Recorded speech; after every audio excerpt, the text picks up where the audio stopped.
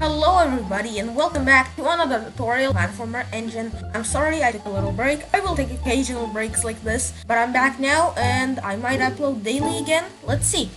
Anyways, you're gonna want to detect the ground, and we can do that by making a block. If touching color white, then change Y by 2. Once again, you want to make sure that the color white you're setting is this kind of complete white. Then you're gonna want to add another one of those blocks inside of this block just to optimize the detection. That only applies if your ground is fully white like mine. If it's the other color, set it to whatever color you have. This one is actually based off of another platform engine I saw on Scratch, just a little bit optimized. And for the final detection, we're gonna want to drag a block like this.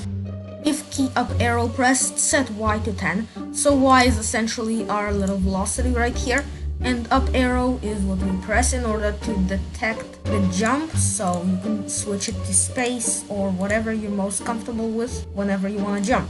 Otherwise, set X to 0. Make a script like this and drag it in here. For the big finale, we're going to want to add this block, change Y by Y, which essentially changes our actual Y position on the screen by our Y velocity. Here's what we have so far, simply a player falling into the ground. As you may know, I took a little break from YouTube. I'm back now, and I'll be making videos like this. Hopefully you enjoyed it. Smash like, smash subscribe, or you'll have bad luck for 100 years and I'll steal all your toilet paper. Anyways, thanks for watching. Thanks for 250 subscribers. Bye.